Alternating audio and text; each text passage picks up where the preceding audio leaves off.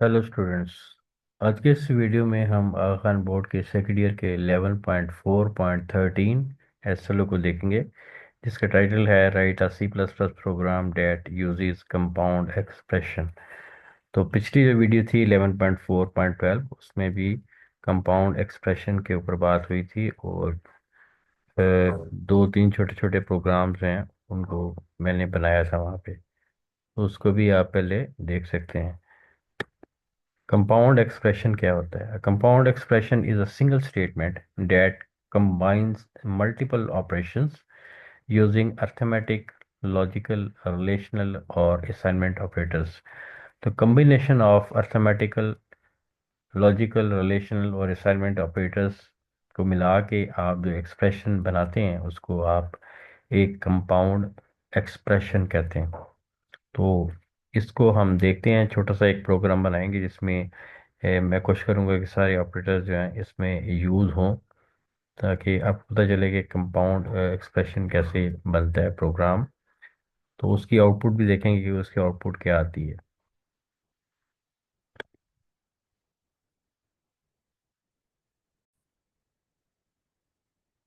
जी, तो compound expressions की demonstration को दिखाने के लिए मैं Dev C plus plus open कर रहा हूँ, और एक फाइल यहाँ पे बनाएंगे हम, प्रोग्राम बनाएंगे, इंक्लूड करवाएंगे सबसे पहले तो आयो स्ट्रीम। उसके बाद में लिखूंगा यूजिंग नेम स्पेस एसटीडी, और उसके बाद इंटीजर मेन जो हमारा मेन फंक्शन होता है सी प्लस प्लस का, हर सी प्लस प्लस के प्रोग्राम का एक अहम पार्ट, रिटर्न ज़ीरो। और इन बिटवीन दिस हम कोड लिखेंगे। तो यहाँ पे एक कंपाउंड एक्सप्रेशन बनाते हैं, जिसके लिए मैं कुछ वेरिएबल्स डिक्लेयर कर लेता हूँ। Let's suppose integer a equal to 10 और b equal to 5, c equal to 2, और रिजल्ट के नाम का एक वेरिएबल रख लेता हूँ। और कंपाउंड एक अर्थमेटिक एक्सप्रेशन जो है वो उसको मैं यूज़ करता हूँ पहले। कंपाउंड अर्थमेटिक एक्सप्रेशन यहाँ पे लिख लेते हैं। कंपाउंड अर्थमेटिक ऑपरेशन जो है उसको मैं देखता हूँ यहाँ पे, और वो बनाते हैं।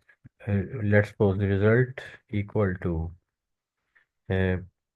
ए plus b multiplied by c minus 4 divided by 2। तो ये एक एक्सप्रेशन बन चुका है। तो आप इसका अगर रिजल्ट आपने करना है, सी आउट करवा सकते हैं आप यहाँ अपने, रिजल्ट इक्वल टू इस एक्सप्रेशन का जो रिजल्ट है वो क्या है। तो यहाँ पे रिजल्ट का वेरिएबल आप शो करवा देंगे, एंड लाइन। इसी तरह से इसको अगर मैं कॉपी कर लूँ इसी पूरी लाइन को, तो ज़्यादा आसानी होगी। एक और कर लेते हैं, लेकिन इस दफ़ा जो है अर्थमेटिक की जगह पे मैं यहाँ पे लॉजिकल एक्सप्रेशन को यूज़ करूँगा।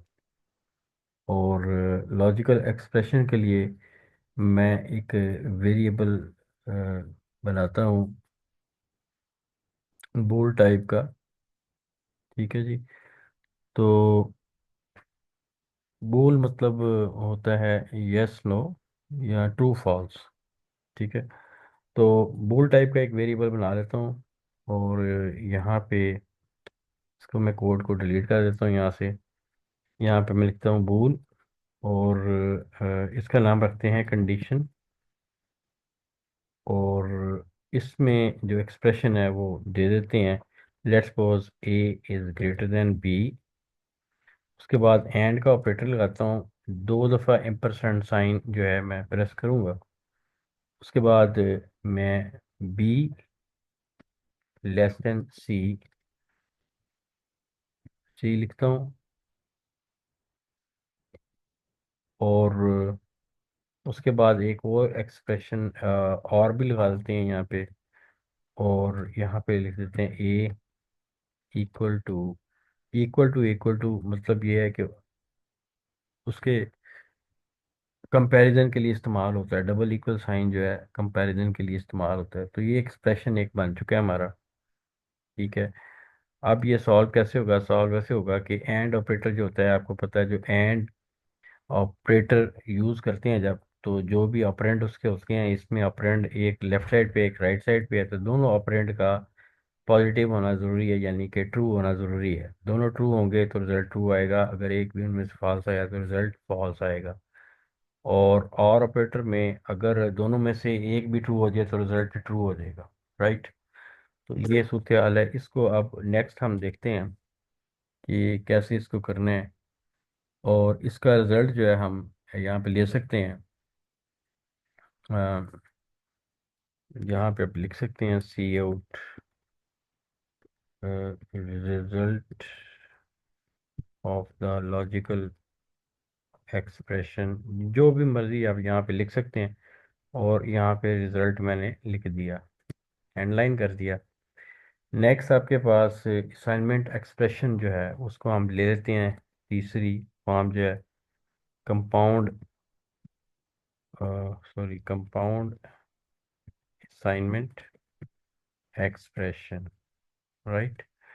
तो उसमें मैं लिख लेता हूँ यहाँ पे, let's suppose a plus equal to, और यहाँ पे कर देता हूँ बी इंटू सी, और माइनस कर देता हूँ 3।